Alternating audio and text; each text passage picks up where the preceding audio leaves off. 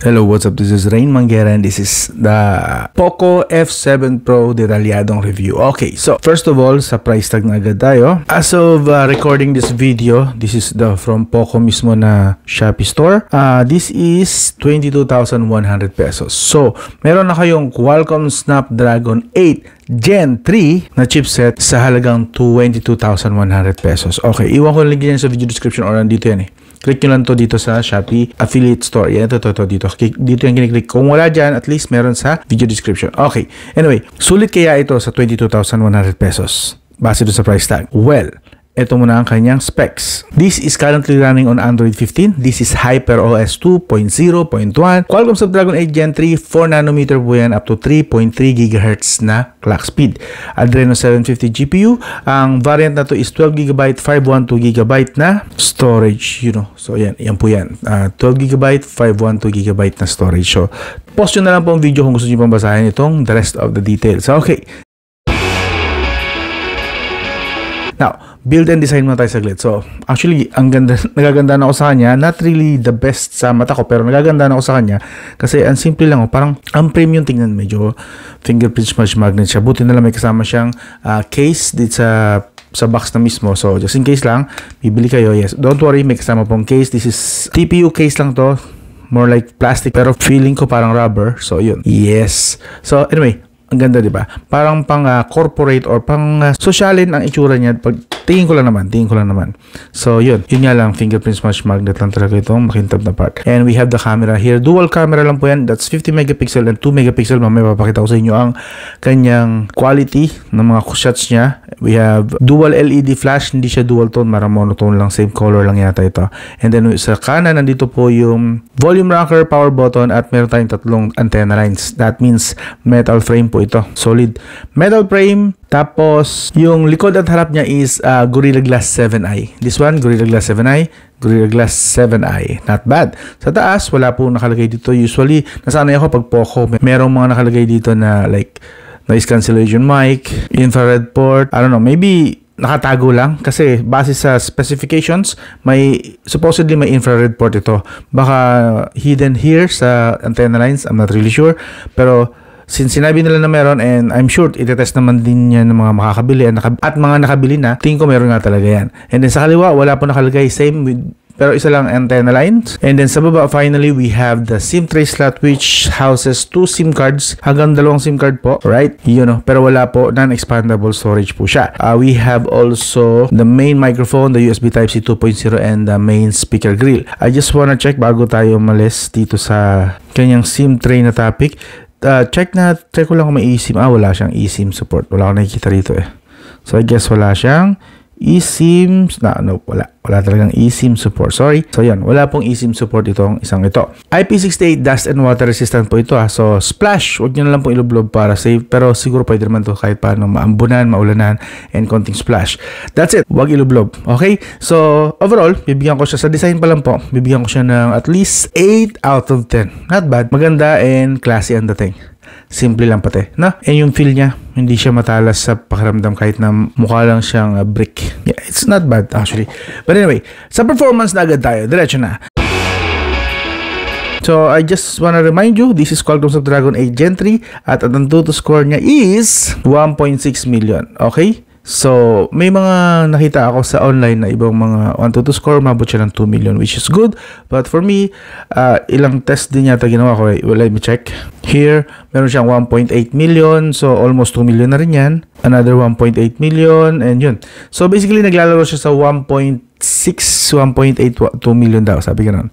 So basically, may potential. It's just that, alam niyo naman ang Antutu score, wala naman talagang fixed na score yan. Depende yan sa state ng app, ng software, and even the gaming engine na nasa loob.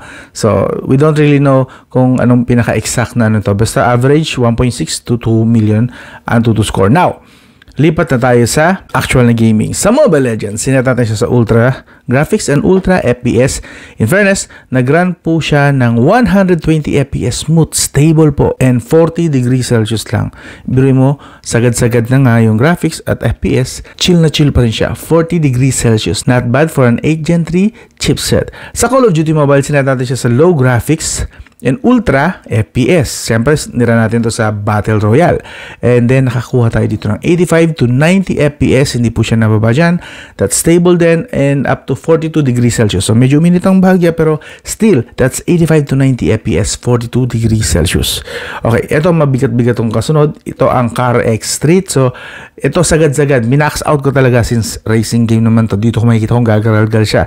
Turns out, actually, not bad. Kahit naka-max graphics siya and only FPS, nagva-fluctuate siya sa 45 to 60. At least hindi siya bumaba ng 30 FPS. Pero yun nga lang, may napansin lang ako na may mga random, sobrang random lang na frame drops. Parang tumitigil siya ng sobrang saglit lang. Okay? And the temperature, umakyat talaga siya ng 44 degrees Celsius. Yan talaga ang mabigat. Ang Car X Street pag sinagad-sagad. Alright. Now, finally, sa PUBG Mobile, sinet natin siya sa smooth graphics and ultra extreme FPS. Of course, as expected, supported ang ultra extreme. Nag-run po siya sa 110 to 120 FPS sa PUBG Mobile. 110 to 120 FPS. Stable po siya doon. And medyo slightly mataas ang temperature sa 43 degrees Celsius. But still, that's acceptable pa rin naman. Okay? Now, sa performance, bibigyan ko siya, considering the price considering po sa price alam ko, mayroon mas malakas pa rito. But considering the price, yung itinutukoy nyo na mas malakas dito, I'm sure mas mahal dito. So, I'm considering the price sa performance niya, sa price ratio niya. Bibigyan ko siya ng 9 out of 10. Again, this is 22,000. Doon kanina sa pinakita ko sa inyo. And ganito ang performance. 9 out of 10 yan. Solid yan. Yes. And now, lipat naman tayo sa battery. So, this has 6,000 mAh battery. Hindi po siya silicon carbon. Normal lang po siya na lithium battery. 90 watts charging po supported niya. Fast charging. 90 watts charging. Okay? Let that sink in. Mabilis po yan. And magpo-fully charge po siya 20% to 100% in 35 to 40 minutes. Not bad. That's isa hanggang dalawang episode ng anime. Not bad na rin yan. At supported po niya. Actually, pakita ko sa inyo sa settings ng battery niya. Under settings, pakita ko lang. Bliss lang. And here we go. Battery, dito sa battery protection, supported po niya ang battery health. So sa mga napapranin dyan sa battery health, meron po and cycles kung ilang charge na ang naranasan niya. So kung bibili kayo ng Poco F7 Pro, malalaman nyo kung laspag na ba yung smartphone sa paulit-ulit ng charging, kung gamit na gamit ba. And of course, malalaman na din natin kung kailan siya minanufacture at kung kailan ba siya ginamit. Okay? So, kailan siya nagaling sa factory at kailan siya nabili at ginamit. Alright! Not bad, diba? Solid. Sadly, wala po itong bypass charging. Hindi wala ako nakita at least. I don't know why wala. Even sa charging options, wala. Wired mode, top speed, and then we have additional features, etc. etc. So, wala po siya. But, it still has ultimate mode. That means kung gusto mo na nakasagad lagi ang performance kahit hindi kayo nag-gaming, you can switch to that. Yun nga lang, expect na malakas siya sa battery and overheating. So, I wouldn't recommend that. Go for balance lang hanggat maaari. But, if the time comes na kailangan mo talaga, like, maybe balak mo dito mag-video editing or mag-streaming, at gusto mo isagad yung mga settings ng phone mo or basically just gaming, yeah, go for ultimate. Pero again, expect malakas sa battery. Okay, now syempre papakita ko sa inyo yung PCMark score. Kamusta naman optimization ng kanyang battery? Well, here we go. Sa half brightness, half volume with internet, 15 hours and 31 minutes. That's sobrang above average. Maganda ang kanyang battery optimization. Again, this is 15 hours, 30 minutes, half brightness, half volume with internet. Yung mga tipong mga gamit lang sa loob ng bahay kasi hindi yung makailangan ng full brightness sa loob ng bahay, sa office, sa mga trabaho may bubong naman.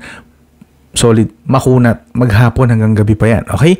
Now, sa full brightness naman, kaya po niya hanggang 11 hours, 16 minutes. This is actually super above average then. Very good na very good para sa akin.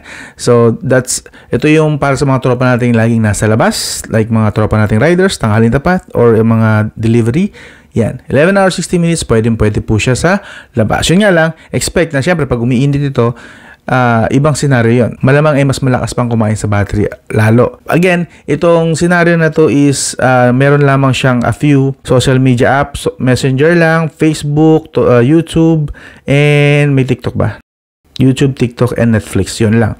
Okay? So, ang konti lang nung social media ko rito. But, yung case mo, if mas marami kang social media, syempre, yung mga app na ginagamit ng mga riders, always on yun, yeah, ibang usapan to. Siyempre, mas malakas siya magbawas. Pero at least, kita natin yung average niya for full brightness, full volume. Maganda. Above average po siya. So, overall, sa battery, bibigyan ko to ng 9 out of 10. Nabitin lang ako ng konti dun sa bypass charging. Wala, hindi ko makita. Kung meron man, correct me if I'm wrong na lang, pakisabi kung saan mahanap kasi hindi ko siya makita talaga.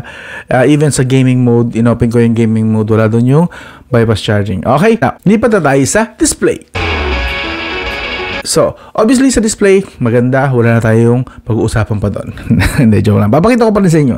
This is 6.67-inch AMOLED 2K at 120Hz screen refresh rate. Yes, supported po niyan 2K at 120Hz screen refresh rate. And all this time, habang ginagamit natin siya, nakaset po siya sa 2K resolution. And of course, ang kinaganda na part is pwede nyo pong ilipat sa Full HD Plus kung nagtitipid pa kayo sa battery. So, yung kanina na nakita nyo na PC Mark, yun po ay set sa 2K resolution. Imagine kung Full HD Plus ko lang siya sinet, baka mas mahaba pa yung PC Mark score. Baka umabot na ng 18-19 hours kasi kunat na siguro ng nating phone 3A Pro.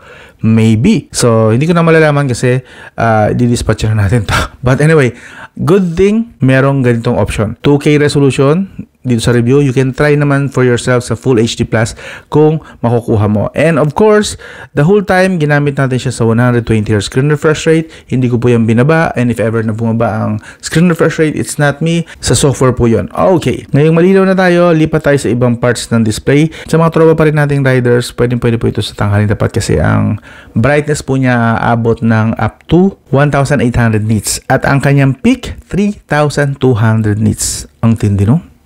Supported din po niya ang multi-touch, 10 daliri sabay-sabay.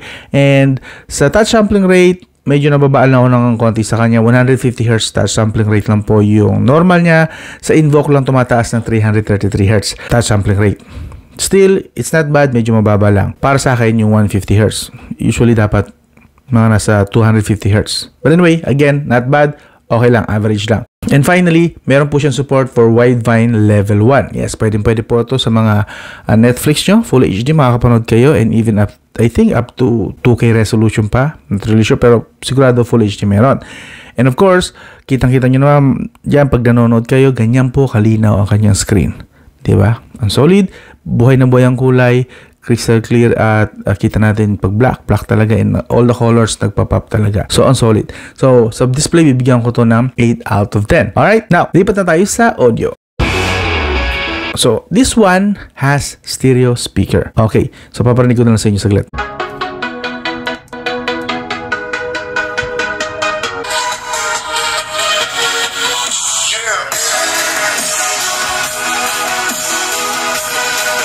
So, ayun. Rinig nyo naman, maganda rin naman kahit paano nandun yung konting hint ng bass, so on and so forth. Common na yun. So, anyway, pakita ko lang sa inyo saglit yung kanyang sound technology na ginamit. Meron po kayong option to choose from Dolby Atmos to Xiaomi Sound. Pero syempre, the whole time na ni-review natin to, Dolby Atmos lang po siya nakaset. Alright, and then we have graphic equalizer, just in case lang, sa mga masiselan dyan ng tenga, gusto talagang i-adjust. And immersive sound, we also have support for multiple audio sources, just in case lang na gusto itong gamitin for your, listening pleasure. Pwede po. And finally, sa audio pa rin, wireless audio naman, meron po siyang Bluetooth 5.4 na support. Ang supported po nito, actually magandang support nito kasi mostly lossless at high bitrate yung ginagamit niya for audio codec sa Bluetooth ha. Namely, SBC, AAC, Qualcomm aptX HD at TWS, LHDC 1, 2, 3, 4, and 5. Kompleto po ng LHDC codec. And finally, LDAC supported din po niya. Again, supported ng phone na to. Useless po yon kung hindi naman supported ng gagamitin yung Bluetooth earbuds, Bluetooth speaker, or kung anong ginagamit yung Bluetooth. So, para mapagana nyo yon, yung lahat ng supported niya is dapat supported din ng earbuds and Bluetooth speaker ang i-connect nyo rito. Okay? Understood? Alright. Now, so for the audio, bibigyan ko siya ng average na 8.5 out of 10. Not bad. Sa camera na tayo. This has dual camera lang po. Yes. Hindi na niya pinilit siguro talaga. Ano mga namang marami kung sapat ng dalawa. 50 megapixel and 8 megapixel po yung camera na yan. Sa 50 megapixel supported po niya ang wide aperture 1.6 OIS at sa 8 megapixel is ultra wide naman po. Sa front camera meron tayong 20 megapixel wide selfie camera. At ito po ang mga kuha or mga shots na nagawa natin dito sa smartphone na to.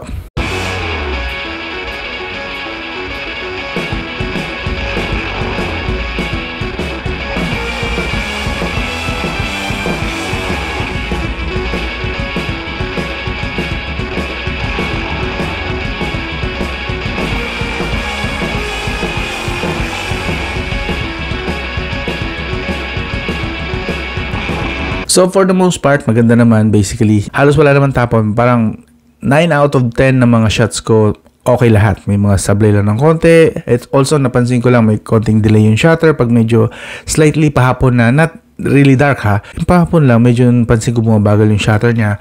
Yun lang napansin ko. But other than that, tingin ko that's camera software issue kasi napakalakas naman ng chipset para hindi niya kayang i-handle yung camera software. I think that's the camera software issue. So hopefully, ma-fix yan sa future updates. But overall, okay na okay naman. And the video, actually, solid siya. Supported niya hanggang 8K 24fps sa rear camera and sa front camera naman, kaya niya lang hanggang 1080p 60. So, yun.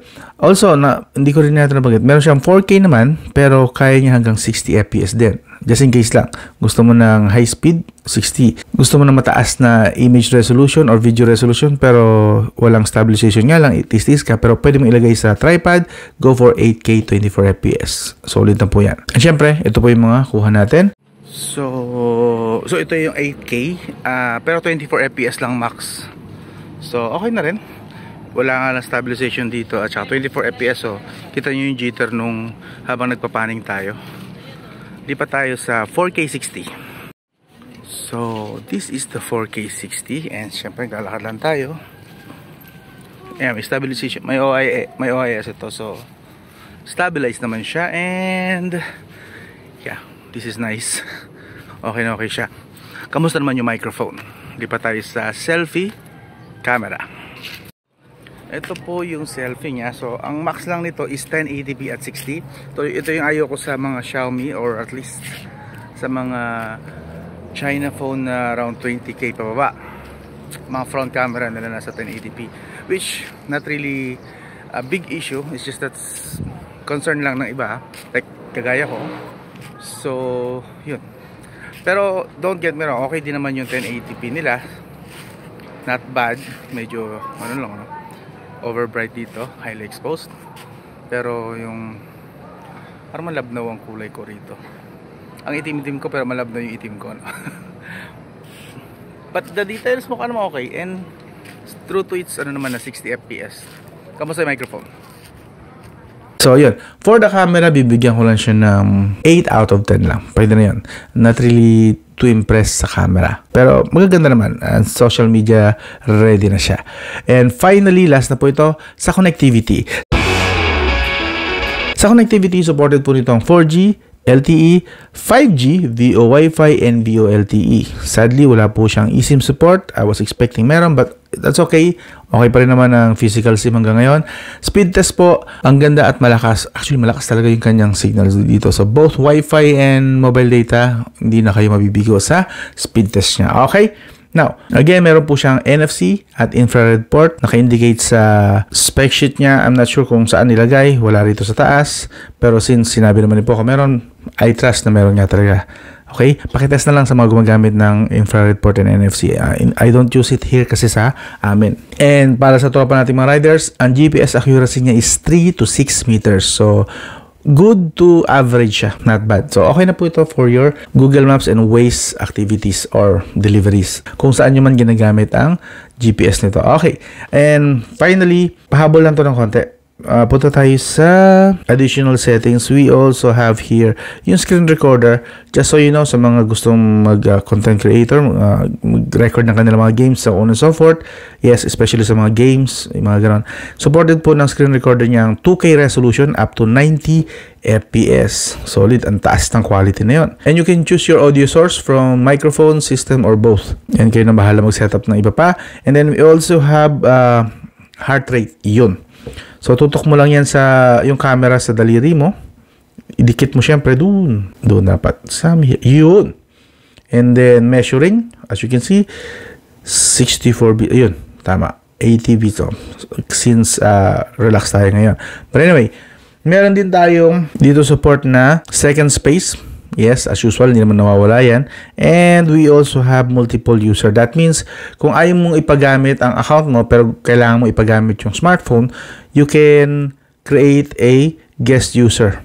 Okay? So, kahit anong gawin niya, hindi niya masisilip yung mga accounts mo, mga apps mo. Kahit pareho kayo ng apps na ginagamit sa smartphone na to. Good yan, actually. Konti lang gumagamit yan, and sadly, sa Xiaomi and Poco ko lang yata nakikita yan. So, yung feature na yan. Anyway, I hope ibang smartphones and brands din gawin to. Now, lipat na tayo sa verdict. Okay? Sa verdict, bibigyan ko ito ng 9 out of 10. Okay? Yung natitirang 1 siguro dahil hindi ako masyadong impressed sa camera, pero goods naman actually. And yun nga, since ang dami pa rin naman bloatware dito, kahit na mid-range ito, dapat hindi na nilalagyan ng bloatware. Dapat sa mga budget na lang yung nilalagay yung bloatware. Ayun, bitin din ako sa front camera. For 22,000, I was expecting meron at least kahit 4K at 30 FPS, but we only have 1080p at 60. Yun lang naman. Nitpicking, I know, kaya nilagay ko lang siya sa 9 out of 10. Almost perfect na rin po yun. Hindi na masama yung score na yun. So, yun. Again, this is the Poco F7 Pro. And kung nagustuhan nyo to, iwan ko yung link sa video description or dito. Click nyo na lang dito. Ilalagay ko rito sa Shopee affiliate. O kung nagustuhan nyo rin itong ganitong style ng video, please consider subscribe, like, and share. So, ako doon lang. This is the Poco F7 Pro. I'm Rain Manguera, and this is still the Hotman channel. I'll talk to you again soon.